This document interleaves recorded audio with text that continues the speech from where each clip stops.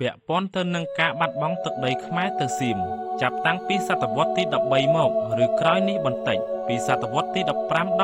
15-16មានអ្នកច្រាវជ្រាវខ្លះបានទទួលស្គាល់ថា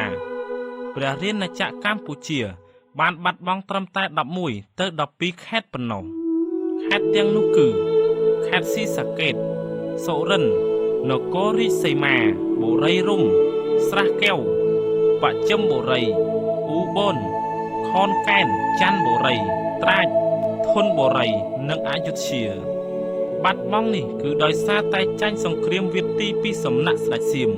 ដែលមានបំណងត្របាក់យកទឹកដីខ្មែរធ្វើជាទឹកដីខ្លួនឬជួនកាលមានមហិច្ឆតាយកប្រទេសខ្មែរធ្វើជាប្រទេសចំណុះដើម្បីទប់ទល់នឹងឥទ្ធិពលវៀតណាមលើខ្មែរលើកលែងតែករណីបទមួយពីរតែប៉ុណ្ណោះខេត្តខ្មែរបុរាណទាំងនោះត្រូវបានបាត់បង់ជាបន្តបន្ទាប់ទៅសៀមដោយដែលទៅពោលនៅសម័យក្រោយពីសម័យអង្គរក៏ប៉ុន្តែមានភស្តុតាងប្រវត្តិសាស្ត្រជាច្រើនឥតប្រកែកបាន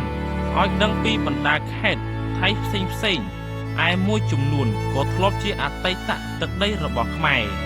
ចាប់តាំងពីកកើតព្រះរាជាណាចក្រខ្មែរមកម្លេះទោះបីជាព្រះរាជពងសាវតាខ្មែរមិនទាន់កត់ត្រាក្តីនេះជាអ្វីមួយដែលតម្រូវឲ្យមានការបកស្រាយអំពីវិសាលភាពនៃភូមិសាស្ត្រជាប្រវត្តិសាស្ត្ររបស់ប្រជាជនខ្មែរហើយបានបំពេញបន្ថែមចន្លោះខ្វះខាតទាំងឡាយដែលអាចធ្វើទៅបានតើមានខេត្តណាខ្លះទៀតដែលត្រូវបានបាត់បង់ទៅលើថៃរវាងសតវត្ស13និង16ទោះជាមានការបរិច្ឆេទខុសគ្នាក្តីពីព្រោះយន្តការវៀតទីនិយមត្រូវបានអនុវត្តឡើងដោយសន្សឹមដោយរូបភាពបណ្ដាញនៃសំណាញ់សម្បុកពីងពីងផែនទីនៃព្រះរាជាណាចក្រថៃនាសតវត្សទី17និងផែនទីបច្ចុប្បន្នដែលមានបណ្ដាខេត្តនានាជាបឋមប្រវត្តិវិទូដែលសិក្សាអំពីប្រវត្តិសាស្ត្រនៃប្រទេសកម្ពុជាចាប់ទុកស្របគ្នាថាជនជាតិថៃជាជនអន្តោប្រវេសន៍ដែលបានកសាងព្រះរាជាណាចក្ររបស់ខ្លួនលើទឹកដីខ្មែរបុរាណគឺខេត្តសុខោទ័យក្នុងដំណាក់កាលដំបូងបង្អស់ហើយមិនយូរប៉ុន្មានក៏បានវិទីទៅដល់អាណាខេត្តនានារបស់ខ្មែរទៀតគឺខេត្តអយុធ្យានិងពលបុរីជាដើមតែមិនបានបញ្ជាក់អំពីឈ្មោះនៃខេត្តទាំងនោះក្នុងការសិក្សារបស់គេឡើយដោយហេតុថាបញ្ហាសាំញ៉ាំហើយមួយវិញទៀតឈ្មោះនៃខេត្តខ្មែរដែលស្ថិតក្នុងព្រះរាជាណាចក្របច្ចុប្បន្នក៏ពុំត្រូវបានគូសបញ្ជាក់ដោយសិលាចារឹកដែរលើកលែងតែករណីខ្លះដែលឈ្មោះនៃទីក្រុងចំនួនតូចដែលត្រូវបានចារលើផ្ទាំងសិលាចារឹកព្រះខ័នក្នុងរជ្ជកាលព្រះបាទជ័យវរ្ម័នទី7ចំពោះបញ្ហានេះយើងនឹងពិនិត្យនៅពេលបន្តិចទៀតយើងគិតថាជាការប្រសើរជាងបើយើងចាប់ទុកថាយើងពុំដឹងអំពីឈ្មោះពិតរបស់អតីតខេត្តនានារបស់ខ្មែរក្នុងប្រទេសថៃបច្ចុប្បន្នដែលត្រូវបានបាត់បង់ទៅហើយនោះហើយឈ្មោះដែលត្រូវបានផ្លាស់ប្ដូរឬបង្កើតថ្មីរវាងសតវត្សទី14ដល់18គឺត្រូវបានធ្វើឡើងតាមការវិវត្តរបស់សង្គមជាតិថៃក្នុងឋានៈជារដ្ឋឯករាជ្យថ្មីមួយតែទោះជាយ៉ាងណាក៏ដោយក៏ទឹកតាំងខាងបុរាណវិទ្យាដូចជាប្រាង្គប្រាសាទជាដើមជាពិសេសសិលាចារឹកបង្ហាញថាក្នុងអាណាខេត្តបច្ចុប្បន្នការស្នងរាជរបស់ព្រះមហាក្សត្រខ្មែរត្រូវបានបន្តពីសម័យមុនអង្គរដោយមិនបានស្រកស្រានមុនផែនដីថៃត្រូវបានផ្ដាច់ចេញពីចក្រភពកម្ពុជាទេរីឯជនជាតិថៃដើមកំណើតខ្មែរតែងតែរស់នៅលើទឹកដីរបស់ខ្លួនរហូតដល់សតវត្សទី21នេះដោយករណីខេត្តឧបលស៊ីសាកេតបុរីរំសុរិន្ទ្រៈស្រះកែវបច្ចឹមបុរីនិងច័ន្ទបុរីជាដើមដូច្នេះយើងត្រូវតែទទួលស្គាល់ថាមិនមានត្រឹមតែ11ទៅ12ទេដែលព្រះរាជាណាចក្រកម្ពុជាបានបាត់បង់ទៅលើព្រះរាជាណាចក្រថៃតែប៉ុណ្ណោះចំពោះយើងប្រវត្តិវិទូផ្សេងទៀតត្រូវគិតថាខេត្តដែលបានបាត់បង់ពិតនោះរួមមានខេត្តមួយចំនួនទៀតផងនៅភូមិភាគខាងជើងឈៀងខាងកើតនៃទីក្រុងបាងកកយើងឃើញមានខេត្តនគរផានំសាកលនគរនងខៃលើយបុរីរំ នគររាជសីមាពិមាចស៊ីសាកេតសូរិនទ្រៈឧបនរយអេតយៈសោថនមុក្តាហានឧថនធានីជ័យភូមិមហាសារខំកាឡាស៊ីននិងខនកែវសូមកត់សង្កល់ថាលើកលែងតែខេត្តលើយនិងមុក្តាហានចេញដែលយើងពុំបានទៅដល់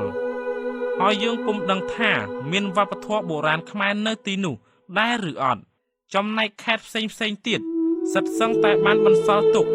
នៅប្រាង្គប្រាសាទខ្មែរឬស្លាកស្នាមវប្បធម៌ខ្មែរផ្សេងដូចជាចម្លាក់និងសិលាចារឹកជាដើមដែលមានចំនួនយ៉ាងក្រាស់ក្រាលគួរឲ្យចាប់អារម្មណ៍តេតិនទៅនឹងភូមិភាគខាងត្បូងសូមរំលឹកថាតំបន់នៅនគរស្រីធម្មរាជាសូរ៉ាត់ធានីប៉ាក្តាលុងសង្ខឡាយ៉ាងឡាជាដើមដែលស្ថិតក្នុងភូមិភាគខាងត្បូងនៃប្រទេសសៀមបច្ចុប្បន្នសឹកសឹងតែមានមនុស្សខ្មែររស់នៅរហូតដល់សតវត្សទី17ដោយហេតុថាស្ថិតក្នុងព្រំប្រទល់នៃដែនដីខ្មែរគឺអាណាចក្រភ្នំនិងចេនឡាតាមរយៈកំណត់ហេតុចាស់របស់ចិនយើងដឹងទៀតថាភូមិភាគកណ្ដាលនៃប្រទេសថៃវិញក៏ដូចនេះដែរដោយហេតុថាតំបន់នេះឈ្មោះតំបន់ដីក្រហមសៀនឡូផែនទីនៃព្រះរាជាណាចក្រកម្ពុជាដំបូងហ្វូណនឬនគរភ្នំមរតក1993និងផែនទីនៃសម័យមហានគររបស់ព្រះបាទនរោត្តមសីហនុនាសតវត្សទី12បោះពុម្ពនៅឆ្នាំ1966សូមជម្រាបផងដែរថាសិលាចារឹកខ្លះក្នុងភូមិភាគកណ្ដាលនិងភូមិភាគខាងត្បូងនៃប្រទេសថៃបច្ចុប្បន្នសុទ្ធសឹងតែបានចារឡើងជាភាសាមនទទឹមគ្នានឹងសិលាចារឹកខ្មែរសិលាចារឹកដំបូងដែលសរសេរជាភាសាមនមានលក្ខណៈខ្លីៗហើយប្រហែលជានៅសតវត្សទី7ទី8តែប៉ុណ្ណោះហើយគ្មានបង្ហាញទឹកតាំងអ្វីសោះក្រៅពីថាប្រជាពលករក្នុងតំបន់នោះគោរពព្រះពុទ្ធសាសនាភាគច្រើនហើយដែលគេធ្លាប់ស្គាល់ថាមន្តទ្វារវតីក៏ប៉ុន្តែទោះជាយ៉ាងនេះក្តីបើយោងទៅតាមការច្រាវជ្រាវថ្មីក៏គ្មានទឹកតាំងណាមួយជាក់ច្បាស់ដែលបញ្ជាក់ថាទ្វារវតីគឺជារាជធានីឬក៏ជារដ្ឋឯករាជ្យរបស់មនឡើយតែជាមជ្ឈមណ្ឌលវប្បធម៌បែបពុទ្ធនិយមដ៏រុងរឿងថ្កុងថ្កាតអស្ចារ្យដែលបានរីកដុះដាលនៅលើទឹកដីតែមួយជាមួយនឹងទឹកដីខ្មែរគឺខេត្តលវោឬខេត្តលពៈបុរីបច្ចុប្បន្នគំបីរំលឹកឡើងផងដែរថាតាមរឿងដំណាលខ្មែរមួយស្រីនគរលវោគឺខេត្តលវោឬលពៈបុរីបច្ចុប្បន្នគួររំលឹកផងឡើងដែរថាតាមដំណើររឿងខ្មែរមួយស្រីនគរលវោមានរូបឆោមល្អហើយឆើតឆាយណាស់ដោយដៃយើងបានពោលរួចខេត្តខ្មែរនេះធ្លាប់មានទំនាក់ទំនងខាងវប្បធម៌យ៉ាងជិតស្និទ្ធជាមួយអង្គបុរីឬវុជាធៈបុរៈហើយមានឈ្មោះរបស់ខេត្តនោះត្រូវបានគូសបញ្ជាក់ក្នុងសិលាចារឹកនាសម័យអង្គរមួយគឺសិលាចារឹកខេត្ត18តម្កល់សពថ្ងៃនៅសារមន្ទីរជាតិភ្នំពេញទំព័រប្រវត្តិសាស្ត្របានឲ្យដឹងថាភូមិភាគកណ្ដាលនេះជាភាគមួយនៃចក្រភពនគរភ្នំនិងចេនឡា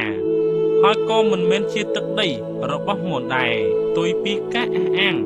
របស់អ្នកប្រវត្តិវិទូថៃតំបន់នេះគឺពិតជាទឹកដីរបស់ខ្មែរមុនតាំងពីដើមមកជាការពិតណាស់មុនសតវត្សទី13តំបន់ភូមិភាគកណ្ដាលជាពិសេសនៅខេត្តអយុធ្យានៃប្រទេសថៃបច្ចុប្បន្នពុំទាន់មានវត្តមានរបស់ជនជាតិថៃនៅឡើយទេហើយស្ថានភាពនេះក៏ដូចជាតំបន់ភូមិភាគឦសាននិងខាងត្បូងផងដែរហើយភាសាថៃពុំទាន់ត្រូវបានគេប្រើប្រាស់នៅឡើយដែរដោយអ្នកម្ចាស់ស្រុកបើនិយាយអំពីជាតិពុទ្ធវិជាមានតែខ្មែរនិងកុលសម្ព័ន្ធមនខ្មែរតែប៉ុណ្ណោះដែលរស់នៅកន្លែងខ្លះក៏មានជនជាតិមនរស់នៅដែរនៅភូមិភាគខាងជើងដូចជានៅហូរ៉េបុរាណជាដើមរហូតដល់សតវត្សទី12-13ភាពខុសគ្នារវាងខ្មែរនិងមន គឺវិស័យសាសនាដែលមានឲ្យសិល្បៈវប្បធម៌របស់ពួកគេមានលក្ខណៈខុសពីខ្មែរសិលាចារឹករបស់ព្រះបាទស្រីមហេទ្រវរ្ម័ននៅខេត្តស្រះកែវ K387 និងសិលាចារឹកវត្តស្រះឈូក K110 ឆ្នាំ988នៃមហាសករាជត្រូវជា1066នៃគ្រិស្តសករាជសរសេរជាភាសាខ្មែរបាលីនិងសំស្ក្រឹតឯកសារនាយកដ្ឋានវិចិត្រសិល្បៈថៃលោកជីវតាខ្វាន់បានឲ្យដឹងថានៅឆ្នាំ1296ពួកសៀមឬសៀននៅភាគនិរតីអង្គពលគឺនៅម្ដុំអយុធ្យាបានបើកការវាយលុកលើទីក្រុងអង្គរលើកទី1ដោយដែលព្រះរាជវង្សសោតាខ្មែរបានលើកឡើងដែរហើយរវាងឆ្នាំ1353ដល់1357អង្គត្រូវធ្លាក់ក្នុងបណ្ដាប់ដៃសៀមទោះជាយ៉ាងណាក៏ដោយព្រះរាជវង្សសោតាបានបន្តទៀតថាក្រោយមកបន្តិចក្នុងរាជស្ដេចស្រីសូរិយាវង្សអង្គក៏បានរំដោះបានវិញយើងក៏បានដឹងទៀតថាទ័ពសៀមមិនឲ្យខ្មែរសុខទេ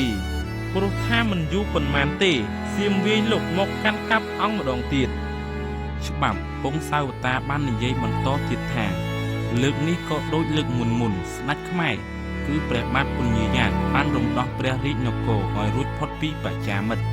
ហើយដើម្បីជៀសផុតពីការទន្ទ្រានមិនស្រាកស្រានពីសំណាក់សៀមមកពីអយុធ្យាទ្រង់ក៏បង្ខំព្រះកាយយាងចាក់ចេញពីព្រះរាជធានីយាងមកកាន់តំបន់ស្រីសន្ធរនៅឆ្នាំ1388ព្រឹត្តិការណ៍ខាងលើនេះគឺជាទីបញ្ចប់ឬអវសាននៃសម័យអង្គរដែលធ្លាប់តែរុងរឿងថ្កើងថ្កានឯកសារមូលដ្ឋានដ៏រឹងមាំមួយទៀតដែលយើងត្រូវលើកនៅទីនេះគឺប្រភពសិលាខ្មែរនាសម័យបុរេអង្គរនិងអង្គរនៅលើទឹកដីថៃសពថ្ងៃនេះឧទាហរណ៍ជាក់ស្ដែងគឺវត្តមានរបស់ស្ដេចខ្មែរមុនអង្គរត្រូវបានគូសបញ្ជាក់នៅក្នុងភូមិភាគឦសាននៃប្រទេសថៃបច្ចុប្បន្នតាមរយៈសិលាចារឹកស្ដេចភវវរ្ម័នទី1និងមហេទ្រវរ្ម័នមិនមែនបង្ហាញដំណើរទៅកាន់ភូមិភាគខាងលើនេះដោយដែលគេបានយល់ដោយភ័ន្តច្រឡំនោះទេព្រោះថាការធ្វើដំណើរពីខេត្តចម្ប៉ាសាក់ឆ្ពោះទៅទិសខាងជើងនៃប្រទេសកម្ពុជាសពថ្ងៃនៅក្រចេះស្ទឹងត្រែងកំពង់ធំឆ្ពោះទៅកាន់ផ្នែកខាងក្រោមក៏មិនមែនជាការឈ្លានពានដែរដើម្បីពង្រីកទឹកដីក្នុងន័យវិទ្យានិយមផ្ទុយទៅវិញទង្វើនេះគឺគ្រាន់តែពង្រីកឥទ្ធិពលដណ្ដើមអំណាចនៅលើដែនដីមួយដែលប្រជាជនមានប្រវត្តិសាស្ត្ររួមពងសាវតាវប្បធម៌និងភាសារួមដែលស្ថិតក្នុងអំបូរមនខ្មែរគឺជនជាតិខ្មែរដ៏ខ្លាំងពូកែហើយបុព្វការីជនរបស់ខ្លួនបានដើរតួនាទីយ៉ាងសំខាន់បំផុតនៅក្នុងភូមិភាគអាស៊ីអាគ្នេយ៍ដែនដីគោកក្នុងអតីតកាលភស្តុតាងមួយចំនួនធំគឺសិលាចារឹកដងរែកក៏បានគូសបញ្ជាក់អំពីការកាន់កាប់ទឹកដីនេះចាប់តាំងពីចុងសតវត្សទី6រហូតដល់សម័យអង្គរដែលរួមមានសិលាចារឹកព្រះបាទភវវរ្ម័នទី1និងព្រះបាទមហេទ្រវរ្ម័ននាសម័យមុនអង្គរចំពោះសិលាចារឹកមុនសម័យអង្គរទាំងនោះគេឃើញសិលាចារឹក K364 K1173 និង K1174 នៅចម្ប៉ាសាក់ K122 នៅក្រចេះ K515 នៅនគររាជសីមា K116 និង K720 នៅស្ទឹងត្រែង K508 K509 និង K491 នៅឧបុនការ76នៅបុរីរំ K979 នៅស្រីទេព K213 នៅបាត់ដំបង K969 នៅតាប្រាយ៉ាខេត្តស្រះកែវ K377 នៅសូរិននិង K1102 នៅខោនកែនគួរកត់ចំណាំថាសិលាចារឹកបុរេអង្គរទាំងនោះគូសបញ្ជាក់អំពីជ័យជំនះរបស់ចេនឡាដែលដឹកនាំដោយព្រះបាទភវវរ្ម័ននិងមហេទ្រវរ្ម័នលើនគរភ្នំទទឹមនឹងនេះប្រភពត្រូវដឹងដែរថាសិលាចារឹកក៏ជាអំណះអំណាងសំខាន់បំផុតដែលបញ្ជាក់ថាទឹកដីនៃប្រទេសលាវ ថៃនិងខ្មែរបច្ចុប្បន្នគឺជាទឹកដីតែមួយដែលគ្រប់គ្រងដោយស្ដេចខ្មែរដែលមានសាងសង់យ៉ាងច្បាស់លាស់ឧទាហរណ៍នៅសិលាចារឹកខេ479នៅស្រីទាបខេត្តពេជ្របុណ្យយើងដឹងថាព្រះបាទភវវរ្ម័នគឺជាព្រះរាជបុត្រារបស់ប្រធិវន្ទវរ្ម័ននិងជាព្រះរាជារុនតារបស់ចក្រវន្តានសិលាចារឹកខេ508បានឲ្យដឹងថាព្រះបាទមហេន្ទ្រវរ្ម័នចូលសោយរាជ្យមាននាមថាចិត្រាសេនគឺជាបងប្អូនជាមួយគ្នានឹងព្រះបាទភវវរ្ម័នដែលត្រូវជាបុត្រារបស់ព្រះបាទវីរវរ្ម័ននិងជាព្រះរាជជនតារបស់សាវភូមិរីឯសិលាចារឹកខេ1173បានបញ្ជាក់ថាព្រះនាមឪពុកមារបស់ព្រះបាទចិត្រាសេនមហេន្ទ្រវរ្ម័នមានព្រះនាមថាស្រីក្រតាន់តាបាសនិរន្តរភាពនៃការគ្រប់គ្រងឬជាអ្វីមួយដែលគេហៅថាអំណាចនយោបាយរបស់ខ្មែរនៅប្រទេសថៃនាជំនាន់នោះក៏ត្រូវបានបន្តរហូតដល់សម័យអង្គរដោយការរកឃើញសិលាចារឹកមួយចំនួនជាឧទាហរណ៍ស្រាប់ក្នុងចំណោមសិលាចារឹកខ្មែរនាសម័យអង្គរនៅភូមិភាគឦសាននៃប្រទេសថៃវិញមានសិលាចារឹកការ77មួយនៅខេត្តសកលនគរដែលគួរឲ្យចាប់អារម្មណ៍ជាងគេព្រោះបានផ្ដល់នៅពាក្យវិភានឬពិតានជាលើកដំបូងបង្អស់នៅឆ្នាំ988សករាជដែលត្រូវនឹងឆ្នាំ1066នៃគ្រិស្តសករាជភូមិភាគនៃប្រទេសថៃបច្ចុប្បន្នជាពិសេសនៅខេត្តនគរសាវ័ននគរសួរខាងជើងខេត្តពុលបុរីក៏បានបង្ហាញជាប្រយោលនៅវត្តមានរបស់ខ្មែរតាមសិលាចារឹកដែរដោយករណីសិលាចារឹកខេ966ជាភាសាបាលីនិងខ្មែរនៅឆ្នាំ1167នៃគ្រិស្តសករាជជាដើមនៅជិតខេត្តអយុធ្យាមានសិលាចារឹកមុនអង្គរមួយផ្ទាំងដែលគេរកឃើញគឺខេ965ពាក់ព័ន្ធទៅនឹងព្រះបាទហួសវរ្ម័នដែលត្រូវជាព្រះរាជនតារបស់ព្រះមហាក្សត្រខ្មែរដ៏សំខាន់មួយក្នុងប្រវត្តិសាស្ត្រកម្ពុជាគឺព្រះបាទឥសានវរ្ម័ន610ដល់635គ្រិស្តសករាជរីឯសម័យអង្គរវិញក៏ដូចនេះដែរដោយករណីសិលាចារឹកអយុធ្យាមួយថ្មីចារនៅឆ្នាំ937នៃគ្រិស្តសករាជជាសំក្រិតនឹងខ្មែរជាឧទាហរណ៍ស្រាប់សរុបមកការនិយាយថាព្រះបាទសូរិយាវរ្ម័នទី1បានពង្រីកទឹកដីខ្មែរលើថៃជាការមិនត្រឹមត្រូវព្រោះថាទឹកដីថៃបច្ចុប្បន្នគឺជាទឹកដីរបស់ព្រះរាជាណាចក្រកម្ពុជាទាំងស្រុងវិសាលភាពនៃទឹកដីខ្មែរក្នុងសម័យមហានគរមិនមែនបានលាតសន្ធឹងពីតំបន់អង្គរដែលជាមជ្ឈមណ្ឌលនៃអំណាចកណ្ដាលទៅដល់ភូមិភាគកណ្ដាលនៃប្រទេសថៃបច្ចុប្បន្នដោយនយោបាយឈ្លានពានពង្រីកទឹកដីនោះទេហើយភូមិភាគនេះក៏មិនទាន់មានវត្តមានរបស់ជនជាតិថៃមករស់នៅឡើយភស្តុតាងបុរាណវិទ្យាបញ្ជាក់យ៉ាងច្បាស់ថាវិសាលភាពនៃដែនដីខ្មែរអង្គរគឺជាលទ្ធផលនៃការបង្រួបបង្រួមជាតិខ្មែរជាច្រើនជំនាន់ហើយត្រូវធ្វើឡើងជាបន្តបន្ទាប់ដោយឆ្លងកាត់ដំណាក់កាលនៃកាលបាលវត្តពោលគឺមិនមែនជាការឈ្លានពានខ្មែរទៅលើជនជាតិផ្សេងដែរខាងលើនេះគឺជាសញ្ញភាពនៃប្រវត្តិសាស្ត្រគួរកត់សម្គាល់ផងដែរថាការសិក្សានៅខេត្តពុលបុរីក៏បានឲ្យដឹងទៀតថានៅសម័យនគរភ្នំនិងចេនឡាខេត្តពុលបុរីគឺជាមជ្ឈមណ្ឌលនយោបាយវប្បធម៌យ៉ាងសំខាន់មានលក្ខណៈសំខាន់ដូចគ្នានឹងអង្គរបុរីឧថងសំណង់សិល្បៈស្ថាបត្យកម្មនិងផ្ទាំងសិលាចារឹកមុនអង្គរនិងអង្គរជាច្រើនដែលតម្កល់សពថ្ងៃក្នុងសារមន្ទីរនៃខេត្តនេះជាទឹកតាងស្រាប់មានន័យថាទឹកដីភូមិភាគឦសានកណ្ដាលនិងភូមិភាគខាងត្បូងនៃប្រទេសថៃបច្ចុប្បន្នមិនគ្រាន់តែមានជនជាតិខ្មែររស់នៅរួចហើយមុនកាលមកដល់នៃជនជាតិថៃតែប៉ុណ្ណោះទេគឺជាទឹកដីដែលគ្រប់គ្រងដោយព្រះរាជវង្សានុវង្សខ្មែរថែមទៀតផងពោលគឺស្ថិតក្រោមអធិបតេយ្យភាពរបស់អាជ្ញាធរខ្មែរពិតៗដែលគេមិនត្រូវមានការភ័ន្តច្រឡំឬបំភ្លឺការពិតឡើយដោយសារតែជនជាតិសៀមឬសៀមជាជនជាតិចំណូលថ្មីក្នុងអតីតព្រះរាជាណាចក្រកម្ពុជាបុរាណ ដែលសពថ្ងៃបានคล้ายទៅជាព្រះរាជាណាចក្រថៃទើបតែគេបានជួបប្រទះនៅស្លាកស្នាមវប្បធម៌ខ្មែរគ្រប់យុគៈគ្រប់សម័យកាលតាំងពីសម័យបុរេប្រវត្តិសាស្ត្ររហូតដល់សព្វថ្ងៃព្រះរាជាណាចក្រកម្ពុជាដែលព្រះរាជាណាចក្រថៃបច្ចុប្បន្នគឺជាការផ្គុំឡើងដោយការច្របាច់ចូលគ្នានៅអាណាខេត្តខ្មែរទាំងឡាយទាំងធំទាំងតូចដែលប្រជាជនខ្មែរបានបាត់បង់ជាបន្តបន្ទាប់ក្នុងយន្តការនៃប្រវត្តិសាស្ត្រ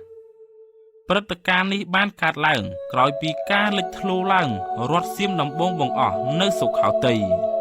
ដូច្នេះអាចធ្វើឲ្យគេសន្និដ្ឋានអំពីប្រភពមនខ្មែរចំពោះសមិទ្ធផលសង្គមវប្បធម៌នាសម័យបុរេប្រវត្តិសាស្ត្រនិងខ្មែរនាសម័យប្រវត្តិសាស្ត្រពលគឺសតវត្សទី1ដល់សតវត្សទី13និង14ជារួមគេអាចស្វែងយល់ពីការបាត់បង់នៃទឹកដីខ្មែរដ៏ធំធេងនេះយ៉ាងត្រឹមត្រូវជាបន្តបន្ទាប់តាមវណ្ណការនៃប្រវត្តិសាស្ត្រដោយមានបុរាណវិទ្យាជាភស្តុតាងឥតប្រកែកបានតែទោះជាយ៉ាងនេះក្តីយើងនៅតែមិនទាន់អាចកំណត់ចំនួនខេត្តខ្មែរទាំងនោះយ៉ាងប្រកបនៅឡើយពីព្រោះតាមពិតទៅក្រោយពីការដណ្ដើមបានខេត្តបុរាណខ្មែរទាំងនោះអាជ្ញាធរសៀមរមែងតែផ្លាស់ប្ដូរឈ្មោះជានិច្ចដូច្នេះយើងអាចដឹងឈ្មោះបានប្រកបនៃខេត្តណាមួយបានជាស្ថាពរលុះត្រាតែមានចំណាលើថ្មឬកំណត់ហេតុផ្សេងដែលយើងអាចផ្ទៀងផ្ទាត់យ៉ាងត្រឹមត្រូវហ្មត់ចត់ម្យ៉ាងវិញទៀតយើងបានធ្វើការកត់សម្គាល់រួចហើយនៅវត្តមាននៃខេត្តខ្មែរមួយចំនួនដែលបានចារនៅលើផ្ទាំងសិលាប្រាសាទព្រះខ័ននាចុងសតវត្សទី12នៃគ្រិស្តសករាជយ៉ាងហោចណាស់ក៏មានមួយចំនួនដែរតែក្រោយមកដោយរវាងសតវត្សទី13និង18យើងពុំមានអត្ថបទសិលាចារឹកបញ្ជាក់នេះជាការផ្ដល់ក្តីលំបាកជាច្រើនដើម្បីកំណត់ឈ្មោះនៃខេត្តទាំងនោះឲ្យបានជាក់លាក់ទោះជាយ៉ាងណាក៏ដោយសិលាចារឹកនិងអត្ថបទមួយចំនួនជាពិសេសសិលាចារឹកប្រាសាទព្រះខ័នបានបង្ហាញឲ្យច្បាស់នៅឈ្មោះខេត្តឬបុរីមួយចំនួនដូចតទៅនេះពុលបុរីភេកបុរីនិងកញ្ជៀនអ្នកបុរីជាដើមសំខាន់ជាងនេះទៅទៀតទម្រង់លក្ខណៈព្រមទាំងឈ្មោះខេត្តខ្មែរបុរាណទាំងនោះត្រូវបានគេផ្លាស់ប្ដូរសមស្របតាមការអភិវឌ្ឍឬទំនើបកម្មតាមដំណាក់កាលនីមួយៗនៃប្រវត្តិសាស្ត្រគឺមានការបង្កើតខេត្តថ្មីថែមទៀតផងដោយប្រទេសខ្មែរនាសម័យទំនើបអញ្ចឹងដូច្នេះជាទូទៅគេយល់ថាគេមិនគំបីចាប់អារម្មណ៍លើចំនួនខេត្តដែលបានបាត់បង់រួចទៅហើយក្នុងអតីតកាលនោះទេសម្រាប់យើងដើម្បីប្រមាលមើលឲ្យឃើញវិសាលភាពនៃទឹកដីខ្មែរនាសម័យមហានគរគេត្រូវធ្វើសេចក្តីសង្កេតថាទឹកដីថៃបច្ចុប្បន្នគឺជាកេរដំណែលដ៏ពិសិដ្ឋរបស់ប្រជាជននិងព្រះរាជាណាចក្រកម្ពុជាបុរាណយ៉ាងពិតប្រាកដខាងលើនេះជាប្រការដែលបង្ហាញឲ្យយើងឃើញថានៅក្នុងខេត្តមួយចំនួនរបស់ថៃបច្ចុប្បន្នដូចជាខេត្តចន្ទបុរីត្រាតបស្ចិមបុរីស្រះកែវនគររាជសីមានិងសុរិន្ទ្រៈជាដើម